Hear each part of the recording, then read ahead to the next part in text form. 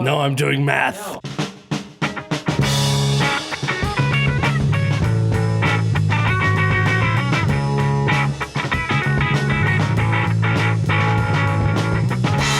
And welcome in to the Gaming Discourse. I'm Tyler Frater alongside Richard De La Cruz.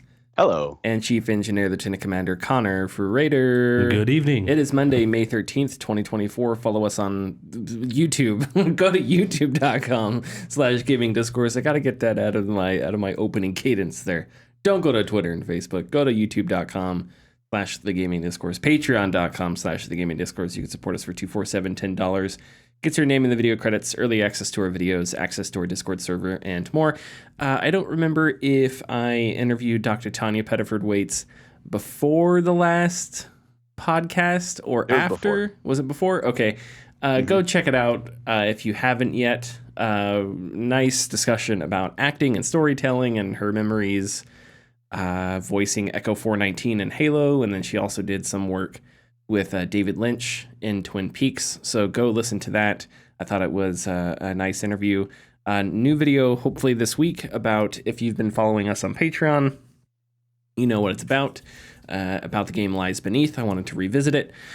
So hopefully I'll have that out either Wednesday or Thursday for everybody, and I'll have it posted, and then I'll post it as soon as it's done, and then it'll be public a few days after that. Okay, so we'll be talking the giant Xbox news broke 5 minutes after we were done with our podcast last week.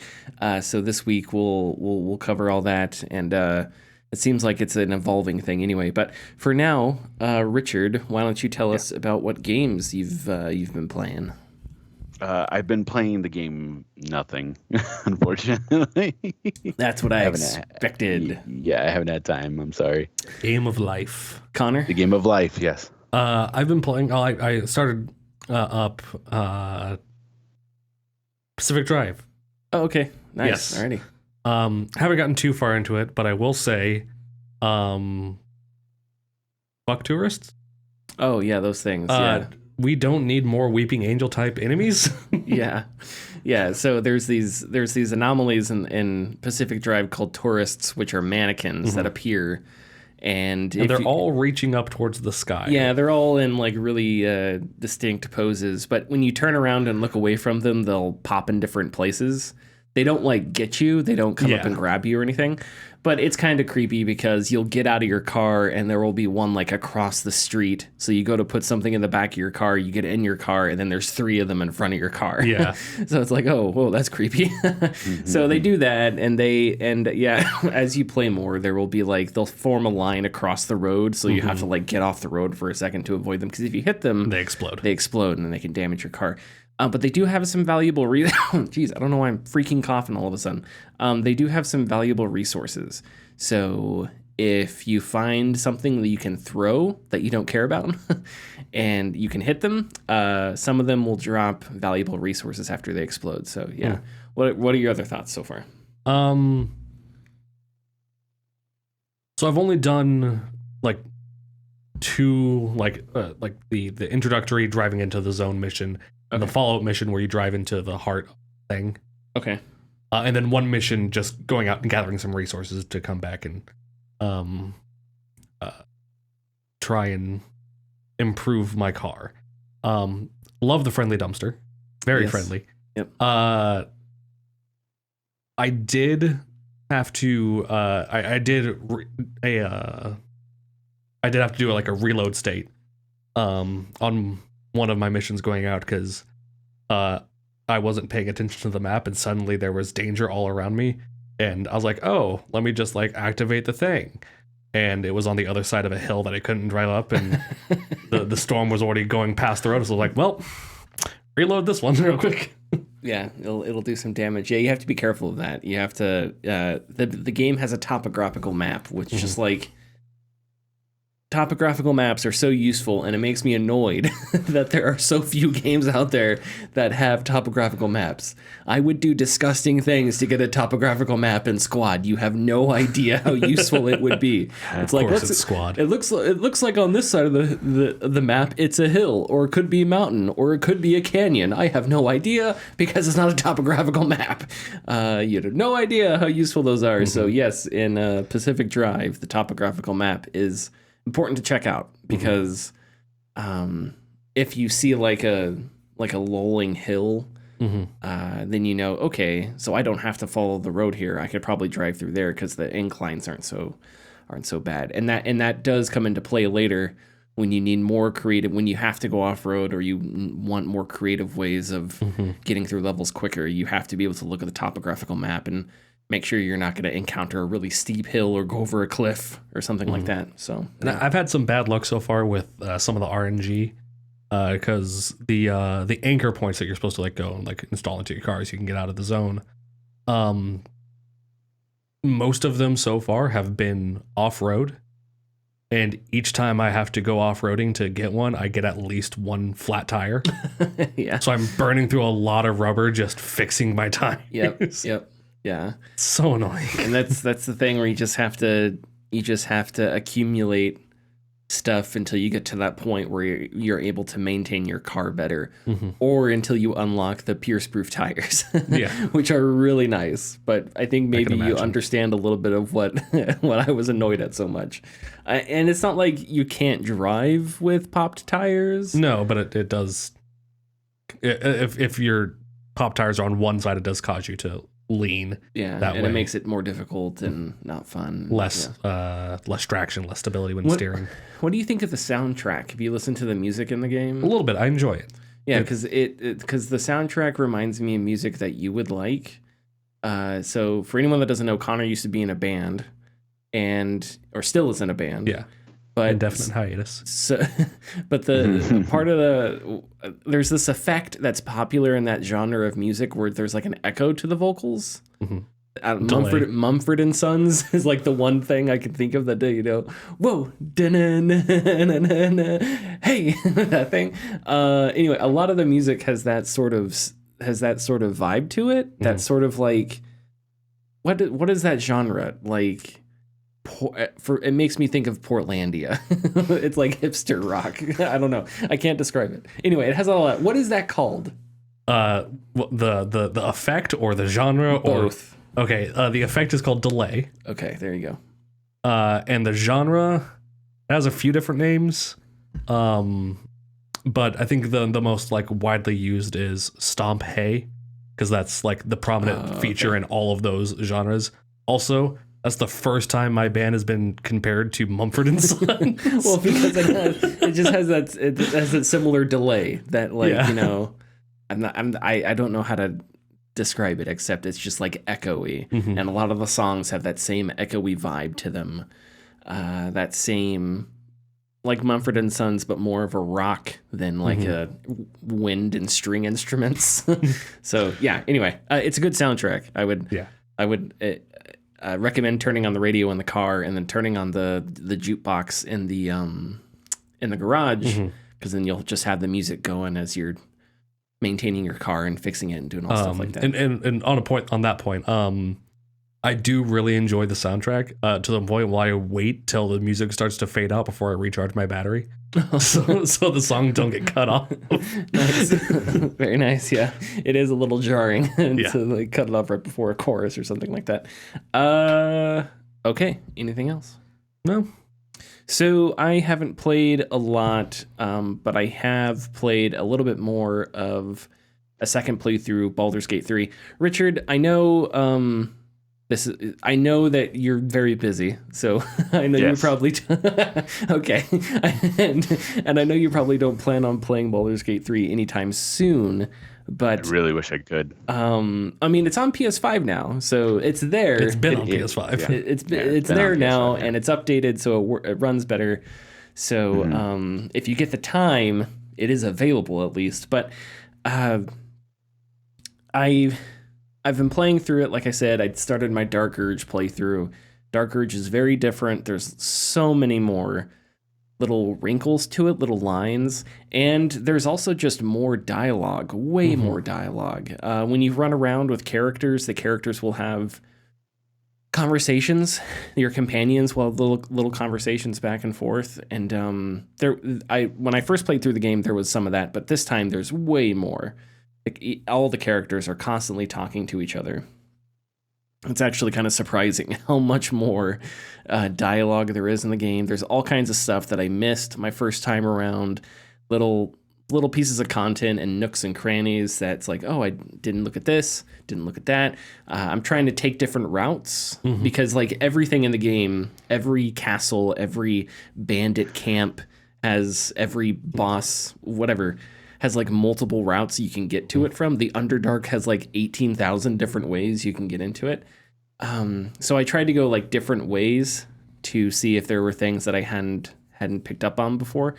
And it's a lot of fun. And then the classes, I'm going a bunch, all the classes that I'm choosing, I'm doing different subclasses. So for, Karlach's Barbarian, I'm doing a different subclass. For Gale, I went with Divination instead of, I forget what I picked the first time around. So they're still the Sorcerer, Karlach's still the Barbarian, but their subclass, again, is just a little wrinkle that makes gameplay a little bit different and then adds a new little tactic into combat for everybody, which is exciting because it's something that you get to learn. The Monk is cool. Haven't quite figured it out yet. Partially because I don't want to use weapons, but I guess in the game, I want to figure out how I can just go hand to hand, and that's my most powerful attack. If I remember right, there are items at in the second act at the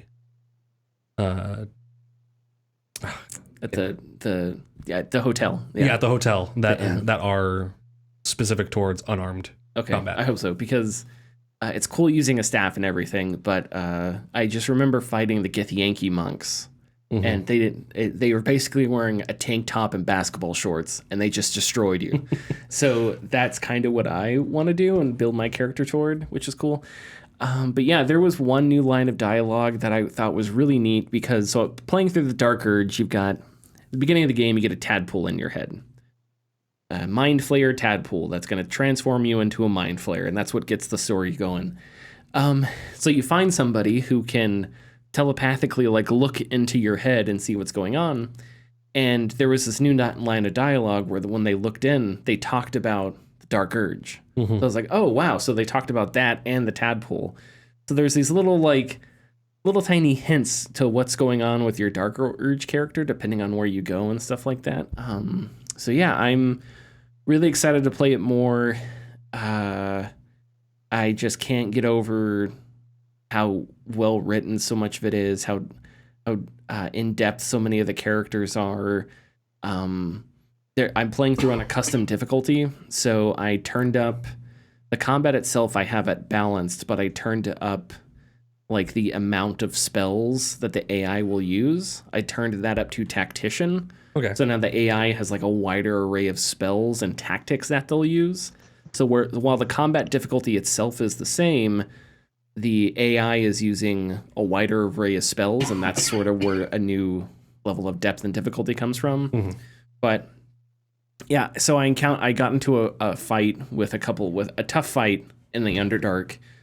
So I got into this fight in the Underdark. Sorry, I kept remembering new things about it. So in Act 1, you get, I won't spoil too much, but you find people that you can use as an ally a couple times through Act 1. Cost some gold, but you can use them. And so I was sneaking up on somebody, and there is this boss in the Underdark that roves around and surprises you. And then once you get their health down, disappears. And so it's this annoying boss that ambushes you and goes away, until you kill it. So I was sneaking up on this tough enemy, and this boss appeared and aggroed the tough enemy, started combat, and then I got in combat with my party, the tough enemy, and the mini boss, right? So all hell broke loose. Well, with this tough enemy are I forget what they're called. they're like chickens with giant Hook horrors. Hook horrors, yeah. They have this thing that calls for reinforcements. So it was just my party sneaking up on a dude, and then all of a sudden... And then it was D-Day. And then it was literally, yes, I want a 5-man spread. Exactly. It was Tom Sizemore, 1 man's a waste of ammo, 5 men's priority. Like all of a sudden, I had hook horrors coming at me. I had this tough enemy who was a sorcerer who was getting ready. I had a mini boss. I called my allies. So it just became this massive battle out of nowhere. And it was such a fun fight. Just because of all the depth and all the different stuff that was going on. So yeah, I'm excited to go to other places where I know there are surprises and approach the surprise differently. There was one boss in Act 1 that I killed by pushing off. As soon as combat started, I pushed the boss into a chasm and killed it, and it ended the boss fight instantly, which I thought was awesome. I know I missed out on loot, but I didn't care because I thought it was so great that I like schwacked the boss instantly. But this time around, I'll try and kill the boss so I can see whatever loot they're carrying. But yeah, it is excellent. And all the updates have made the game much better. It runs better. There are a couple little things that I've encountered, but no like crazy bugs. Although the worst bugs I experienced were Act 2, Githyanki Kresh, that area. I got some crazy bugs. So we'll have to see. I assume they've been ironed out because the game, the game is just smoother. And I imagine it's probably way better on consoles too.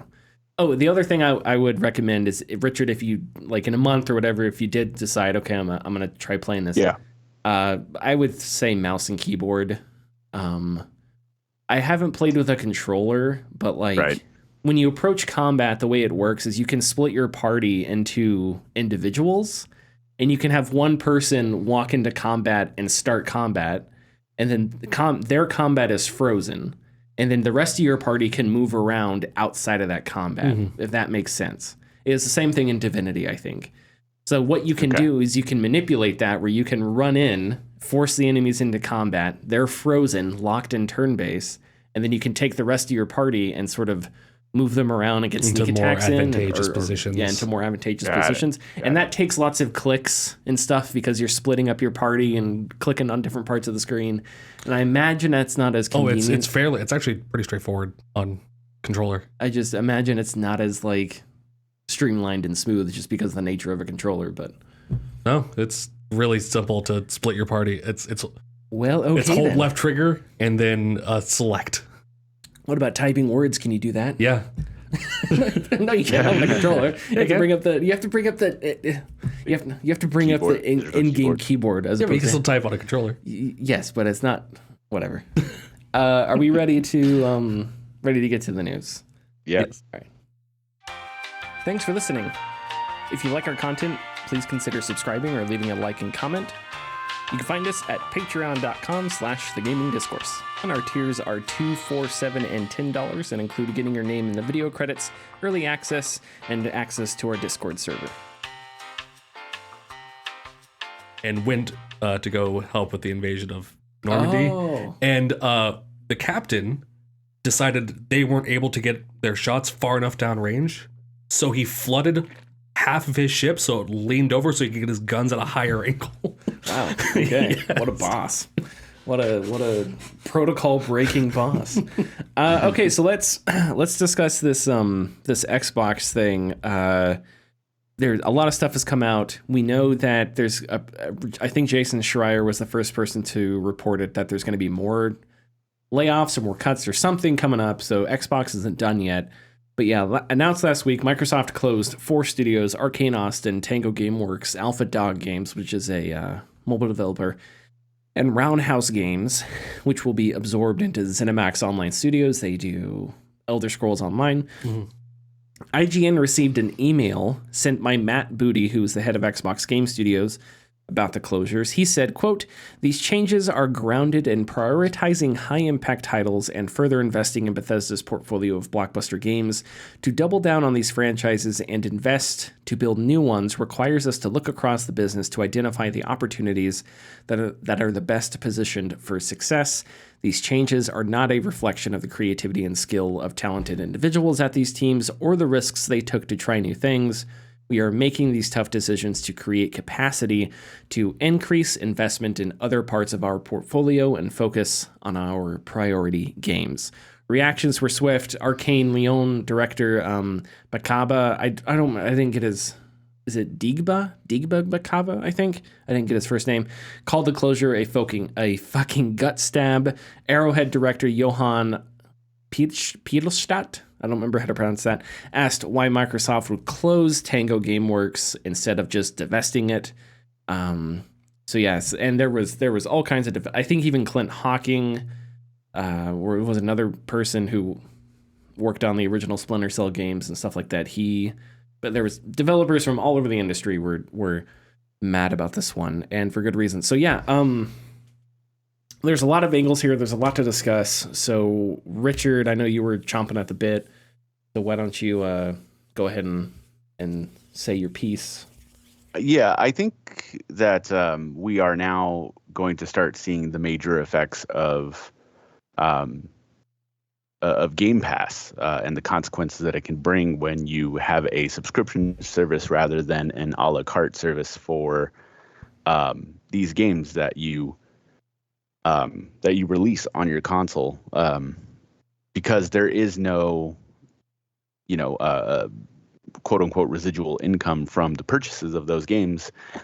You have already gotten the front end of the money from the people who have paid their subscriptions. So without newer members to sign up and pay you more money, you're not going to recoup the losses of what you have spent, especially when they were giving sweetheart deals to a lot of indie developers at the start of Game Pass, and even then, that has kind of created a negative viewpoint on independent games as well, since we have what I would assume is a large swath of players and gamers who see a cool game like, I don't know, a Little Kitty Big City come out, and instead of wanting to support a developer like that and purchase their game, they kind of just say, oh, okay, I'll play it for like 10 minutes on Game Pass and then never touch it again and then drop it. And so now when they announce another new game that may or may not be cool, like Animal Well,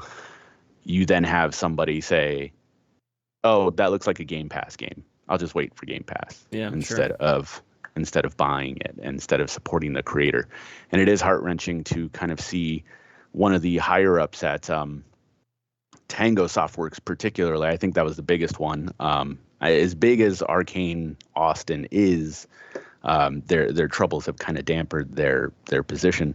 But Tango Softworks, every single game that they've released, besides one that I haven't played, so I can't say anything about it, has been, in my eyes, fairly successful and a fairly good game, especially with Hi-Fi Rush, arguably the first, maybe second biggest game that Microsoft has released in like the last 5 years. Yeah, especially one that has gained a lot of praise, but it's very, very tough to see one of the higher ups of Tango Softworks, one of the Japanese developers, like post a photo of all of their accolades, and it's just like, oh, this isn't enough. Like, this isn't good for you guys. Yeah. And so I think the takeaway, there's a lot of takeaways, but I think the biggest takeaway, especially with after Sarah Bond, is it Sarah Bond? Yeah. After her interview she had, I think it was Bloomberg had the photo where it's her giving the explanation of why they had to close these studios down, but behind them on the screen is just a large graph showing the growth of Game Pass and the want and need to keep growing, but you can't, because we've already discussed this already. There's no infinite growth. It's what's already out there. So I think the biggest takeaway for me is the consequence of what Game Pass is going to bring for not just Microsoft, but indie developers as well. Yeah, I think this is a failure on Microsoft's part. I think a lot of this is avoidable. I don't think Tango GameWorks needs to be closed. I don't think Arcane Austin needed to be closed. And I think you can the inciting incident in Xbox's troubles is the Xbox One. Mm-hmm. Microsoft tried to do something very, very stupid with the Xbox One. And yes, there were certain aspects of the Xbox One that were ahead of its time, but there were also aspects that were draconian. And that hindered any excitement in the next generation Xbox. And that's when PlayStation took the momentum and dominated a generation. And they dominated the generation because they had every year they released one, or every other year, every couple of years, they released one big first party title. And they had the goodwill going into that. Xbox decided to force Kinect integration and have every 24-hour online checks and stuff like that. A lot of that stuff was shut off, but the damage had been done at that point when the Xbox One was announced. Real quick interruption. They still do have the 24-hour. Is that Yes, I do every now and again get somebody who comes in and is like, I can't play because I can't connect to the internet. So. I know that there are certain features that have carried over. Yeah. But in any case, all that sucked for the Xbox One, and so they had to reinvent and figure out what to do, and they came up with Xbox Game Pass. But yeah, what do you do once, if there's not growth to be had? Do you pivot? Do you figure out how to create sustainability elsewhere, or do you manipulate things by cutting off tons of developers and focusing on big budget titles? And that's apparently what they're doing, and it's really frustrating because it doesn't seem like that. It makes sense from an economic standpoint. It makes sense from a Bobby Kotick standpoint that this is what you would do. But Bobby Kotick standpoints suck. And that's not the way, and I don't think that's the way anyone who actually cares about video games would want the industry to be ran. Yeah, and then this thing about focusing on high impact titles, I don't know. The industry keeps telling us different things. Games are too expensive, so we're gonna have to, you just gotta give us, you gotta tip the developer. Make sure you tip us at the end of a game because games are just so expensive nowadays. But at the same time, that's unsustainable. And so it's like, how are you gonna solve that? Well, one way you could do it is you could have Game Pass. You can have developers making smaller scale games and things like that maybe don't have a gigantic budget. As far as I know, Hi-Fi Rush had a pretty sizable budget between, I guess, I think it was a 4 or 5 year development cycle. Yeah, between all of the art and the music and stuff like that, I don't think it was like a quote unquote small game. But I think that's what a little bit of what Xbox Game Pass brought you. But now you're shifting away from that, going to this thing that we know is unsustainable. So really, I think this is just dogs chasing cars. It doesn't really matter. There's no point to it. There's no reason to it. It's just we need to get growth any way that matters. And once we get there, we'll scorch earth. And once we get there, we'll figure out where to go next. There's really no coherent vision of the future, it seems like. And that's really annoying. I don't know, but I think about Halo Infinite. I think about all the missteps with Halo Infinite, and it's like you had your opportunity right there, Microsoft. So what went wrong? Nobody forced you to make Halo Infinite a free-to-play game. Nobody did. You could, you could have. I don't know. I feel like that a lot of it can't be pinned down on one person. It's a lot of mismanagement in a lot of different ways. And I think the results are not something that the consequences are not something that had to happen. And yeah, like, why can't you just divest? Why can we not figure out a different way to deal with these studios that you don't need anymore? Mm-hmm. And it's also like, you know what? Yeah. Okay, so you want to another thing. I know I'm rambling here a bit, but you're going to focus on high priority, high impact titles. Okay, but you got to release them at some point. Mm-hmm. So you need to figure out how to have games that don't have 7, 8 year development cycles. Yeah. We should have a new Elder Scrolls by now. We should have a new Fallout by now. I know I'm being armchair developer here. The point I'm trying to make is the systemic issues that are putting those long development cycles, that are necessitating those things, this incessant need to make everything bigger and more expensive, that I think is a fool's errand and is false. That needs to be solved. And if you had that, you wouldn't have to focus prioritization. We wouldn't have to prioritize on those higher end, high impact titles, or whatever that means. And if you had done that for the previous decade, Xbox, you wouldn't have to be in the position you're in now. So I guess to recap my point, this started with the Xbox One. It's been mismanagement for a long time. They had a cool idea with Xbox Game Pass. Now they're obsessed with growth. The industry pretended that they didn't know that the pandemic bubble was going to burst. And now we're laying off studios that had a ton of talent. Richard, Connor, you guys go ahead if there's anything else you thought of while I was speaking. I do think it's not necessarily interesting, but it is a odd stance, and I know that there's economic reasons for closing these studios, but their big push for getting King, and how they were gonna fold as a company if they didn't have a mobile developer, and they just closed a mobile developer. They just closed a mobile developer, yeah, and they're opening a mobile store. I didn't see the details on that, but I know Cecilia D'Anastasio at Bloomberg wrote a piece on it. But so they're starting up their mobile division. So it's like, okay, so you got that going. Is that not going to provide the passive income that is required? Is that not going to be the growth that you thought it was? That's what I don't know. So, and maybe the Activision Blizzard acquisition was sort of a false false growth. Because you were just you're already in their minds, they're in a hole. You filled in the hole, but now you're at ground level. So you really didn't grow. You just filled what was missing. And what was the end goal of that acquisition as well? Because if you take those individual pieces of Activision Blizzard, you have Blizzard, who by and large only have 3 franchises that they're even focusing on, and one of them has by yearly expansion installments. The last one just had its first release in 10 plus years. Yeah. And Overwatch is struggling to stay afloat. So what were you going to get out of that besides, that once again recurring income from battle passes, etc.? Then you have Activision, who doesn't make anything except Call of Duty. And every now and again they have a hit with the Crash Bandicoot remakes, the Spyro remakes, the Tony Hawk Pro Skater remakes. But then you get, an article about how right after they're like, cool, let's do the next one. They're like, no, you're working on Call of Duty now. We have 3 to 4 great studios that were just axed. And if you want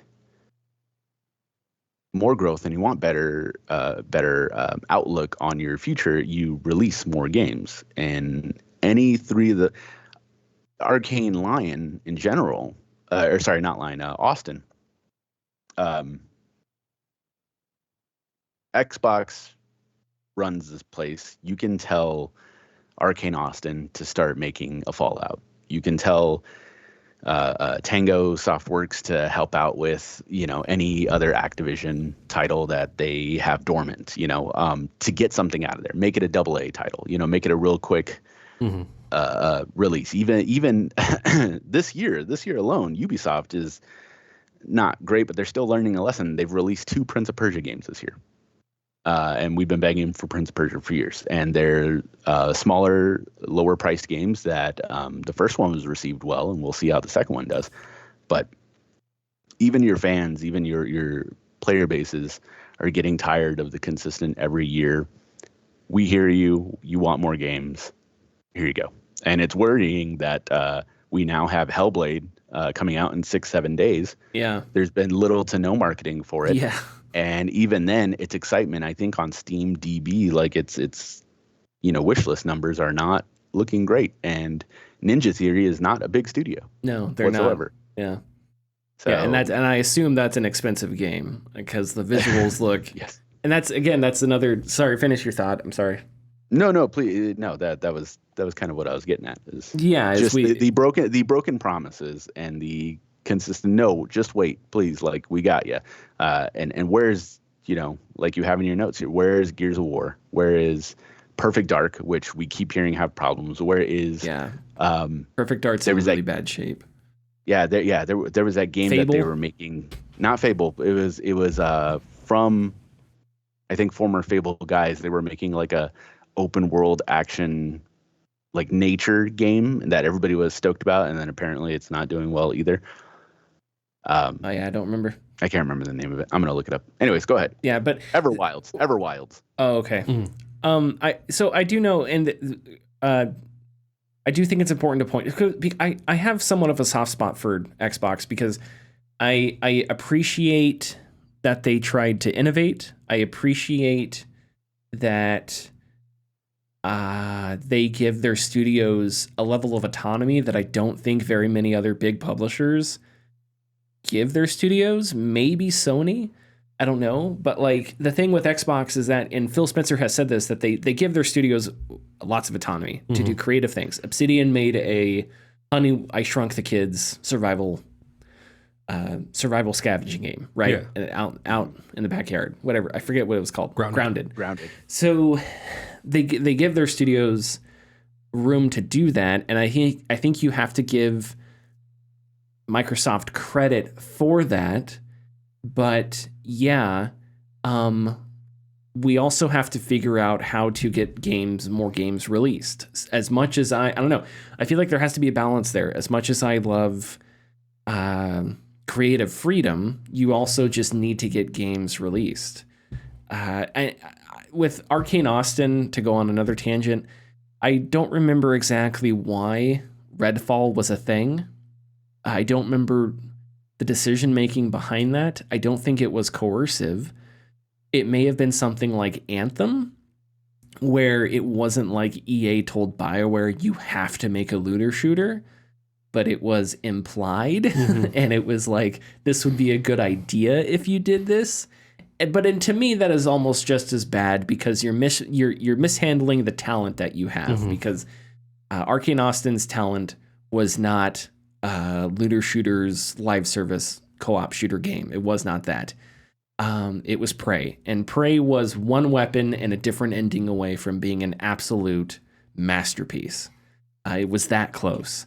It was the kind of game that deserved a sequel, so you can iron out a few things and it would have been phenomenal. But so it's like, why did that happen? Where was that process to begin with? Where was the process where a studio that had talent and experience in one area chased trends and went down another area that led to people leaving the studio, and eventually led to the studio to now the studio closing, although that may not necessarily be their fault.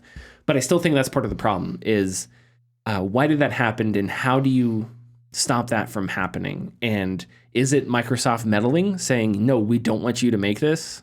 We don't like that pitch. This isn't part of your strength. I don't know. But I may be remembering that incorrectly. I just don't remember it being a thing where Microsoft imposed, because Arcane Austin started Redfall before they were acquired. I'm pretty sure before Bethesda was acquired. So maybe that's on Bethesda's part. I don't know. But that's sort of part of the problem. That's not totally Microsoft's fault. But back to my original point, Microsoft does give their studios a wide berth, and I think creatives appreciate that. But it is a part of a larger problem in video games, where games are just taking way too long to make. And with Microsoft, it's a part of a now longer than a decade history where you have had trouble with publishing big games. So I love the Pentiments to death. I love the Hellblades to death. I'm excited for Hellblade 2. I'm sure all of us are excited for Hellblade 2.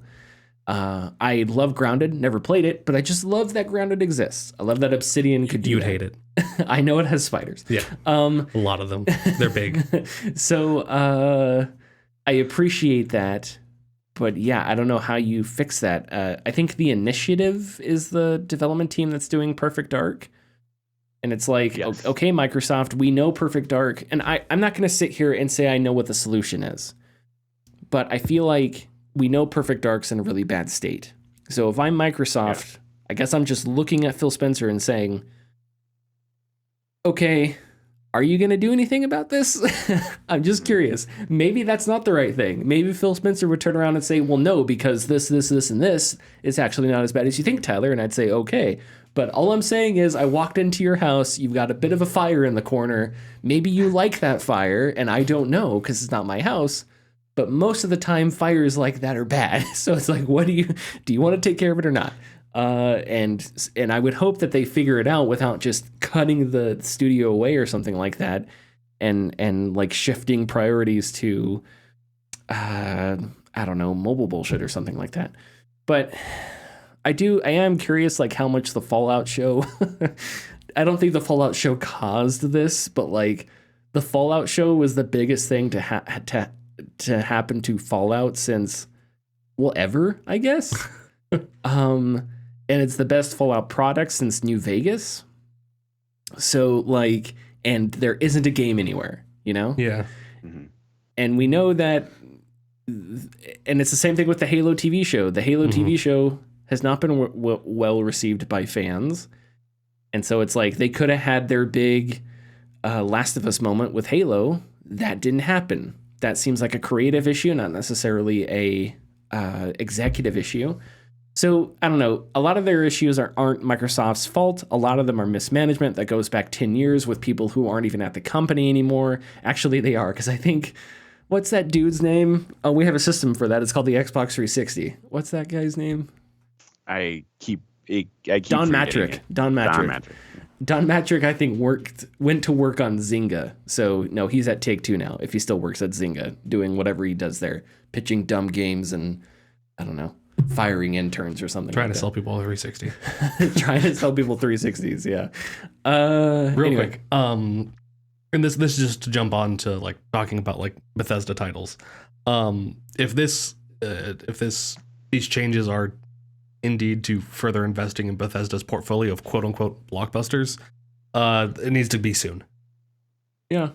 But you don't, you also don't want to create crunch, anything like that. Yeah, but like there needs to be a really good a really good Bethesda game. Because Starfield wasn't it. No, it wasn't. Fallout 76 wasn't it. Fallout 4 wasn't it. So they need to produce something. And some people would say Skyrim wasn't it, but Skyrim really wasn't it either. They're weird. But I haven't played Skyrim in a long time. But. Well, I think Skyrim falls far enough back in time to where it doesn't like its lasting impact is the fact that it's been released on everything. Sure. Even fucking Amazon Alexas. Yeah. So that has a really padded cultural like nostalgia around it. Just because it's everywhere. Yeah, and we don't view it. That's the last Elder Scrolls game. Mm-hmm. So a lot of the people that played Skyrim, like I've barely played Morrowind. Mm-hmm. I think you played a lot of Morrowind back in the day. But a lot of people our age probably didn't, and a lot of people younger than us definitely didn't play Morrowind. People our age probably got in with Oblivion. Our age, Oblivion, yeah, and younger than us didn't even get into it. The Oblivion, it may have been Skyrim was their first like big open world game. But anyway, your fact is correct that Bethesda hasn't had like a hit that the consensus is this is a really good game. And I think Bethesda really needs to look inward and address a lot of their quote, it's a Bethesda game, what do you expect issues. Yeah, and maybe some creative. It's very BioWare magic. Yeah, and this is a personal opinion of mine, not of the podcast. I do think they need to get a new lead writer, who does believe in writing a more compelling story, than following the keep it simple stupid method. Because that hasn't worked for the last 3 games. It's time to move on to something new. It's time to change gears and try a different style because it's not working. Yeah. So I don't know. This really disappoints me though. I think about how cool Prey was, even with its flaws, and that's a lot of talent at that studio. And yeah, it makes me nervous now because I don't know what else Xbox is going to do. And it's all in the name of growth, but it's like there's only so much growth you can get. If the greatest game ever made was released by Xbox next month and put on Game Pass, there are people that wouldn't want to play it because they're just not interested in video games. Mm-hmm. They just don't give a shit. So it's like you have to accept that, and we have to. And if I don't know, I don't know if you don't want to accept that, then just know you're running a company into the ground. And you're making a bunch of really stupid decisions. And last week we were talking about Sony. Both Sony and Microsoft have just slobbered all over themselves and keeled on the floor vomiting in the past few weeks. Out of nowhere. It's just like, does Nintendo pull ahead and win the console? Yeah, so it's just like, there's very limited avenues for growth now, unless we, get in contact with the galactic community, and then we have hundreds of billions of more people that we can advertise games to. Yeah, and a bunch of aliens that are like, ooh, what is this? We don't have entertainment on our planets. Yeah, a bunch of Vulcans or something. I'll stick with my foundational belief that the most important thing in video games is video games, good video games. If you have that, then you're good. It doesn't even have to be incredible video games, just good video games. And Microsoft has not had any big, explosive, super exciting video games. They have not had a Breath of the Wild. Mm-hmm. They have not had a Halo 2. They have not had a Ghost of Tsushima, anything like that. They've had good games that should exist and can, like Pentiment. But they don't have a game where people are going to go and buy an Xbox for that app. Mm-hmm. And I still think, as much as we want to talk about platform agnosticity and stuff like that, I still think maybe that matters. I still think having games that are console sellers still matters if you're selling a console. Mm-hmm. Maybe there's more nuances now than there was 10, 15 years ago, but yeah. Is there anything else you would like to say, Richard? No, I am okay for this conversation. Okay. Richard, what's going on at EA? In the 2024 fourth quarter earnings call, EA CEO Andrew Wilson was asked about, quote, the market opportunity for more dynamic ad insertion across more traditional AAA games across different formats. And Wilson said, quote, I think it's still early on that front, and we have looked over the course of our history to be very thoughtful about advertising in the context of our play experiences. But again, as we think about the many, many billions of hours spent both playing, creating, watching, and connecting, our expectation is that the advertising has an opportunity to be a meaningful driver for the growth of us. We'll be very thoughtful as we move into that, but we have teams internally in the company right now looking at how do we do very thoughtful implementations inside of our game experiences. But more importantly, as we start to build community and harness the power of community beyond the bounds of our games, how do we think about advertising as a growth driver in those types of experiences? End quote. So yeah, that was a whole lot of corporate vomit. But the short of it was EA has thought about putting in-game app, which isn't necessarily a new thing. Yeah. But it's a thing I actually don't see anymore. Yeah, you don't see it as much anymore. You used to have more like product placement, you know? Like let's go back to that. Yeah, and I think product placement can be okay. It's annoying in the older Splinter Cell games when Sam looks at his objectives and Sony Ericsson is on the top. It's annoying that third echelon contracts Sony to make its gadgets or something. But if that's the price to pay, okay. I will never accept. Freaking a character talking about why America is disconnected while Monster energy drinks are in the foreground of the shot. That can get the hell out of here. But like more similar approaches. I'm really hoping, and I know we're not going to get it from EA, but I'm really hoping for a very tongue-in-cheek moment of like product placement, like in Wayne's World. Oh yeah, yeah. Or it's a joke, but yeah, sure. So yeah, this bothers me because I think, I don't know, it's just it's asked by a guy who works at Goldman Sachs who's never seen a video game before in his life. So it's just like, okay, so, and to him, the quality or the intrusiveness really doesn't matter. It's just about, hey, there's this thing. How do you exploit this thing? And Andrew Wilson said, we don't know yet, but we would love to. And that's basically the base of the conversation. But EA has a problem, which is they have a ton of people playing their games, and they also have a ton of people watching people play those games. So that's a lot of eyeballs. So it's like, how do you monetize that? That's a sector of their business that they don't really know how to monetize. And one way would be advertisements. I think they could probably do a lot of intrusive bullshit with Madden and EAFC now, because those are passive audiences. Go ahead, Richard.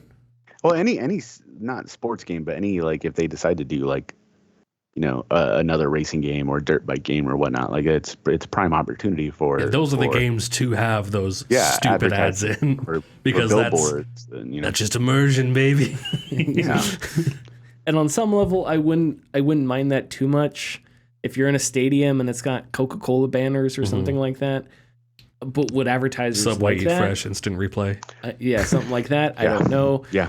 The college football games were like, this is the play of the game presented by Pontiac. And you're like, oh, just like on TV, without realizing that, you know, they got paid for that in the game too. But the issue comes down to, is that what an advertiser wants?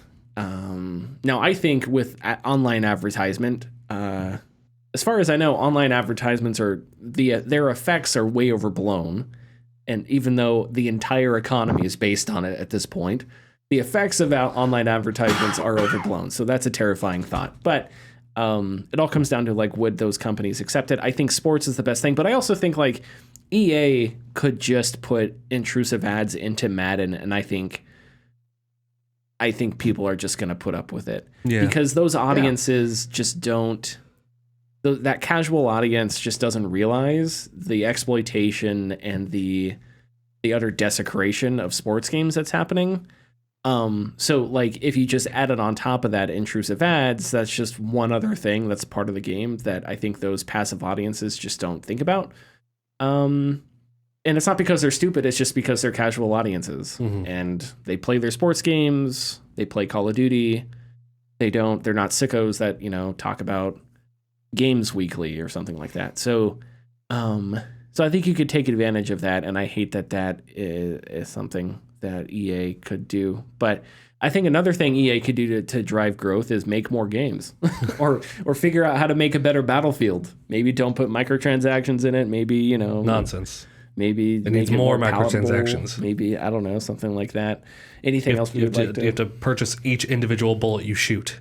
With next Battlefield. Don't give them ideas. Please, they already have that idea. Yeah. You know, am I wrong to think that Battlefield, that if you did something like what Ubisoft did with Assassin's Creed, where you made something a little bit more simpler, back to basics kind of a thing, if you did that with Battlefield, I feel like that would be a good move. Yeah. Because the formula created in, like, Bad Company and even, like, Battlefield 3 was good. Roll it back. Let's go back to 1942. I think you just gotta, just go back to World War II. But no, 2142. Go forward. Or that, you know. 1642. But, like, the point I'm making is 2-minute reloads. Is like, do that. I don't know. I haven't played 2142, so I have no idea. But I know it didn't have a it was more like, it was almost like a hero shooter. It wasn't than a No, class. it was regular. It was just very wild, futuristic. Okay. You know, ideas. Okay. Well, maybe going back to basics. I think, you know, in a year, if, like, the next Battlefield and the first shot you see is like a Sherman tank rolling over the desert, people would go nuts. So maybe try that, and maybe that can drum up more interest in the Battlefield series. Maybe bring back, you know, bots in matches. Yeah, there's more target saturation, and you can play with friends or something. Yeah, there's all kinds of things EA can do. So you're not stuck with tryhards all the time. Yeah. Okay, is that all we would like to talk about with this? Yep. Okay, Connor, let's touch on Elite Dangerous. Elite Dangerous is going pay to win. Fun times for all. In an update, Elite Dangerous announced a new ship, the Python Mark II, which will release in-game in August, but right now can be purchased for ARCs, purchasable currency for Elite Dangerous. The early access version comes in two forms: the standard factory stock and a stellar pre-built pack, which is pre-built for combat. The update also makes available pre-built ships you can buy for ARCs, including the Type 6 mining ship, to a chieftain, which is built for combat. The rebuilt ships cost 25,500 ARCs, while the standard Python Mark II is 16,250, and the Stellar is 33,000. Yeah, so I know you guys may not have a take on this, but I kind of wanted to chime in because this Elite Dangerous is a game that's close to my heart. Mm-hmm. I've talked about how it makes it interesting that you can't buy ships, that you have to work your way up. Mm-hmm. So it does give you a certain feeling in the game of it does. I mean, this, I don't know if you want to laugh at this because of the EA Darth Vader thing, but like it was awesome when I got my Anaconda finally after grinding and doing a bunch of missions. And we can have conversations about like how much of that grinding is too much. Could it have been less, what have you? But when a person in Elite Dangerous has like a really nice upgraded ship or modules that are Guardian boosted or whatever, that's stuff you have to play the game and work for, and it makes you feel like you're an actual freelancer, you know? Mm-hmm. So it does, I don't know. This does bother me because it's pay to win, so you can get a better ship. And I've seen a lot of the reaction. The reaction bothers me because it's, you know, people will be myopic about it and they'll say, well, you know, it's not pay to win because you can buy the ship and play by yourself and you're not beating any players. But it's not necessarily that it's in a PvP context. It's just the idea that now the universe has this thing in it where you can just buy ships. Mm-hmm. No longer is it sort of this flat entry where everybody starts at the same thing. So even if your purchase does not impact other players per se, it is a game that now has that option and they have to incentivize it somehow. And that's a scary thing to dip into, because if it's successful or if they find success with it, then they have to lean into it more. So it's not necessarily that you're going to win, but it's more of just you're dabbling in a dark art that is going to necessitate more of that if it's successful. I'm sympathetic of Frontier because I know Frontier has had a couple like tough quarters. I want to say there was a story that said I think they made layoffs like a lot of other companies, and I'm not going to sit here and pretend that they're any better than other companies when it comes to that sort of thing. But so I don't know financially if they're in a tough spot or not. But at the same time, so it's not just that you're adding a ship to the game, and I think partially ruining an experience that was sort of the same thing for all players, but also you're using techniques that are the same sort of manipulative abstract techniques that other pay-to-win economies use, and they use that because they don't want you, because they're being deceptive. They don't want you to think about the value of the things that you're buying. So, like for example, the cost of ARCs on Steam, 16,800 is $12.99, 25,500 is $18.99, which means those ships that cost 25,500, that's $20 for a ship. 51,000 ARCs is $37.99, 85,000 is $59.99, right? So you'll notice I read a lot of weird numbers there, where the not the transaction rate, but what is it when you're conversion? The conversion rate is weird, right? And that's on purpose because they want to obfuscate the value of what you're actually buying, right? And they do that because they don't want you to think about what's the value of this, what's the value of that. And so when you set ships at different ARC prices, you're playing into that, right? You're playing into this thing where you can't get the exact amount of ARCs for it unless you like grind a certain amount, and you can earn ARCs in game, but there's like a limit, so it's a grind that takes way too long. But it's obfuscated to the point where it's like you're not exactly sure what's a fair price or whatever, so you end up maybe buying more arcs than you've had to or whatever. And that obfuscation is just, it comes out of mobile gaming, and it's just a really nasty technique that I think just shouldn't be in gaming. It just that should not be the part of the experience. And the other thing I want to say real quick is I've seen a lot of people talk about how it's optional, but it's like, that's not the point. The point is not that it's optional. Yes, it's optional. But the question we have to ask ourselves is that, does it have to be optional? Do you need to have ships available for purchase? Is that really something that needs to be there, or is this just really nice? And if, I don't have Frontier CEO, I don't think it's David Braben, but if they sat down and said, hey, here are our financials, yes, this is necessary, then fine, but it doesn't not make it pay to win. It still sucks. So if this is a necessity, then fine, I'll admit it's a necessity, but it still sucks nonetheless. So that's my spiel. Do we have anything? Connor, you're looking something up? I'm trying to figure out what the conversion rate is. It's fine. We don't have to figure that out. I mean, all of them sit around 1,300 to the dollar. Yeah, so but the thing is, it's weird, and it's like odd numbers, and instead of like 100 points for $10, that's an easy trend. It's an easy conversion rate. But conversion rates across video games, across a lot of free-to-play games, are made like this because they want to obfuscate value so that you don't really think about the money that you're spending and stuff like that. It's a technique that's seedy, and I really don't like. Do you guys have an opinion, something you want to say about this? I know I'm the only like Elite Dangerous guy here. Out of the wheelhouse, unfortunately, of opinions. Okay. Do we have tidbits? I do have tidbits. Let's hit the tidbit sounder. Connor, don't look at conversion rates anymore. I don't want to know. No, I'm doing math. No. What if I told you, in this world, there are bits, and there are tids, and Richard is the only man who can put them together into tidbits? Richard? What you got? I'm sorry, I didn't hear you give me the the go ahead. Sorry. That was the go ahead. We're here. Do we need to play it again? I mentally had it playing. Sony games on Steam have now been updated for countries without PSN access. That title was a little weird, but I'll explain. What I mean. After the Helldivers 2 incident on Steam, Sony has updated Ghost of Tsushima and Helldivers 2, showing every country that still cannot purchase the titles. The Baltics are now another region which cannot purchase Helldivers 2 or Ghost of Tsushima. That is the update.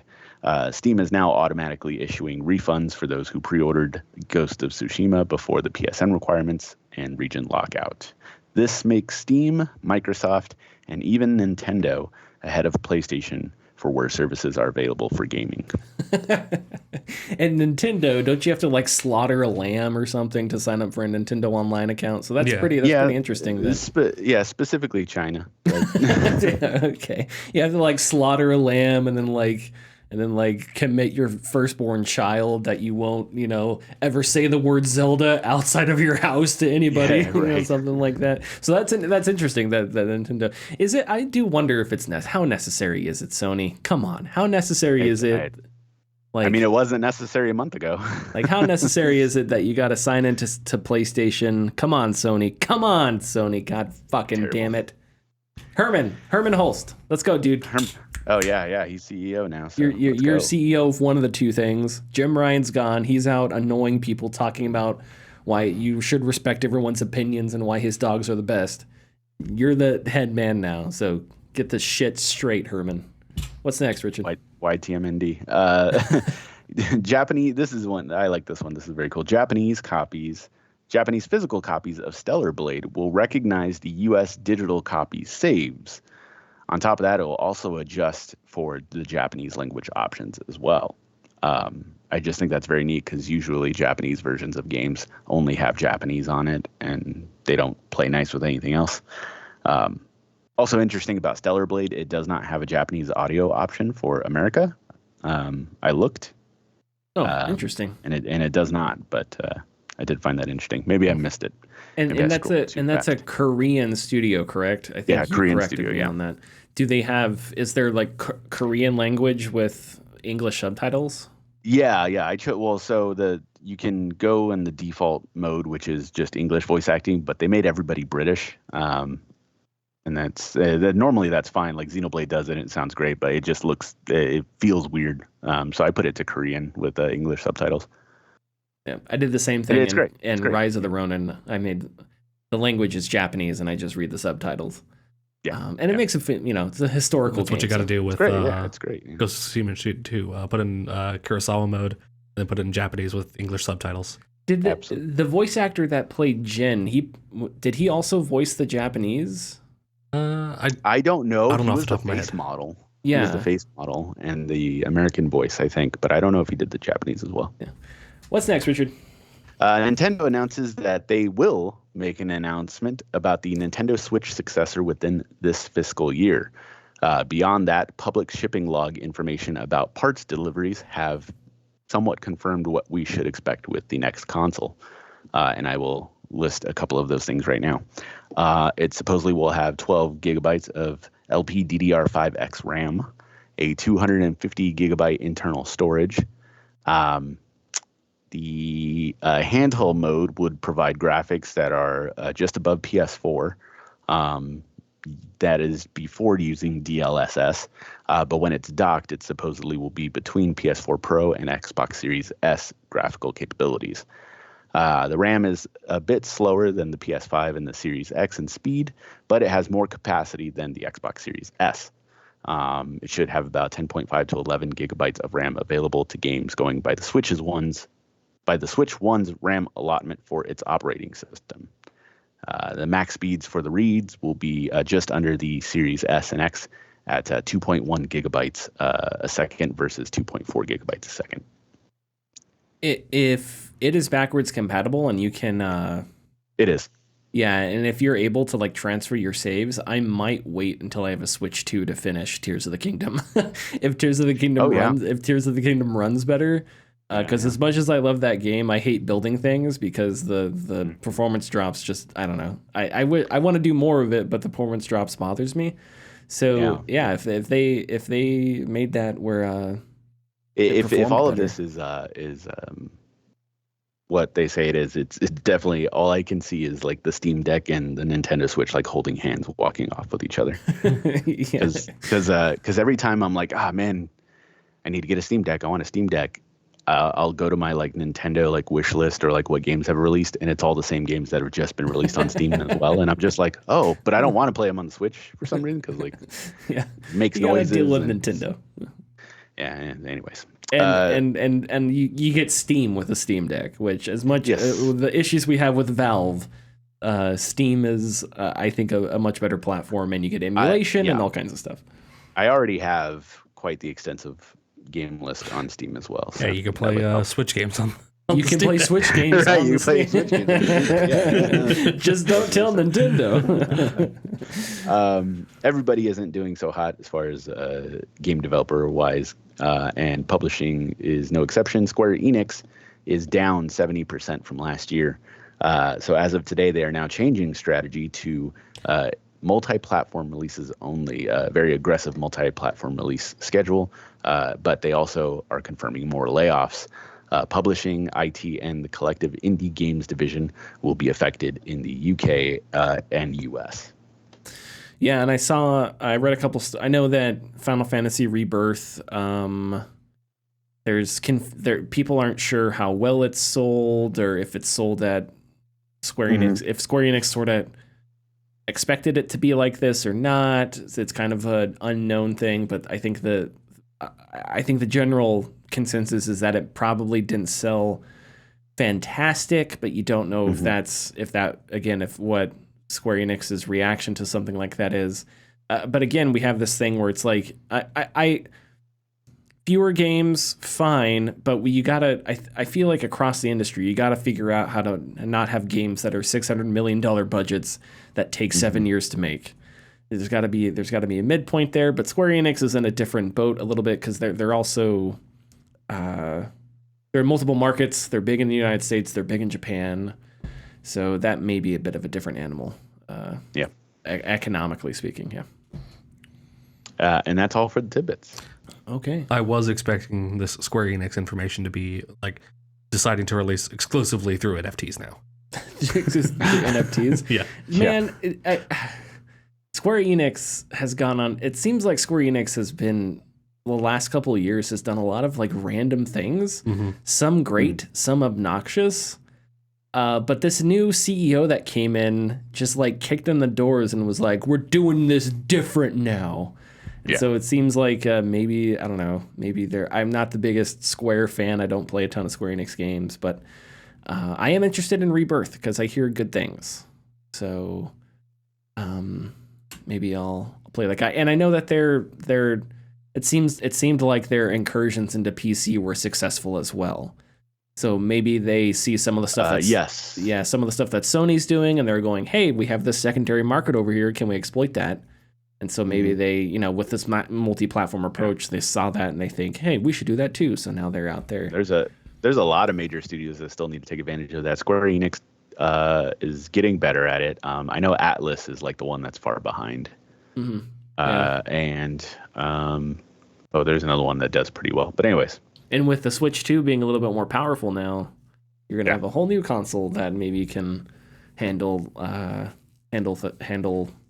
higher fidelity stuff a little bit easier. But okay, follow us on YouTube, youtube.com/gamingdiscourse, patreon.com/thegamingdiscourse. Go check out my interview with Dr. Tanya Pettiford Waits, and we'll see you next week. Bye. Bye-bye.